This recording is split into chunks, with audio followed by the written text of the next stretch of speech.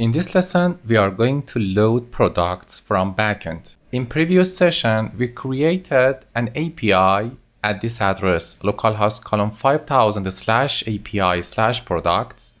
And what we are going to do in this session is to send an AJAX request from frontend and get this data from backend. Let us start by coding this part. First of all, make sure that you have two instances of Node.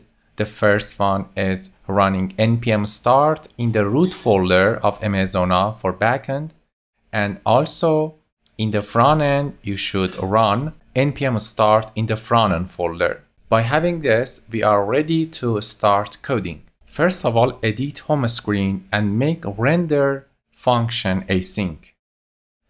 Open home screen, and here is the render function. Make that async.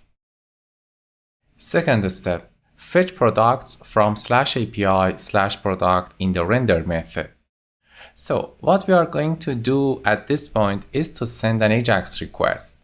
So instead of getting data about products from data, which is a hard-coded JavaScript file in the front end, we want to send an AJAX request to the server and get that from a backend. To do that, we need to use this function, fetch const response equal to await fetch.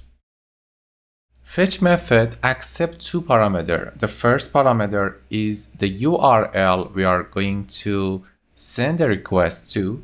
Let's set that to http://localhost colon 5000/API/products. So if you check this address, it's gonna be exactly the one we created in the backend part. And the second one is a bunch of options. It's an object like headers, and in the headers you can set the content type is application JSON, because if you check, the output that returns by this API is an array, and this array is in JSON format. At this point, it's time to check the response. If response is null, I just put exclamation mark before that, or response.ok is false, it means that there is an error in getting data from this backend. So I need to show a message, return an error. Let's return an error. Let's make a div, and inside that, error in getting data, and finish this function at this point. At this point, it means that this request is successful. So it's time to fill products. Const products equal to, here I'm going to use await because I want to call response.json, and the JSON function return a promise, and by using await I can convert that promise to real data and save that data inside products variable.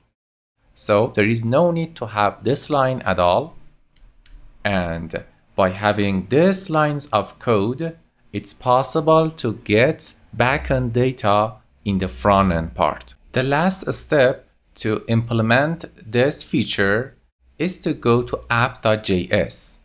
Open app.js, and inside this function, what I'm going to do is to change this line, the render method, to async. So first of all, I need to set router function to async and change this method to await. The reason I do like this is that the render method itself inside the home screen is async. So if I need to use the value or the return part of this, I need to use that in the app.js as a await. Let's check the results. In the console, you can see this message. It says that it has been blocked by course policy. So we need to fix this issue. What we need to do is to install course package in Backend. So open server.js and open terminal, open a new terminal in the root folder, npm install course. And by installing that, in the server.js, import that const course equal to require course. And we need to use this app.use like this. So by having this configuration, it's possible to send requests from different URL to this address. Let's open the running version of Backend, stop it and run it again. And then go back to the web app and refresh. As you see, this time it works. And if you click on network section in the XHR part, there is a request like this. The address of this request is /API/product, and the value is gonna be like this. And if you check the request header, you can see that the course policy have been set for this request and response accept that. Access control allow origin.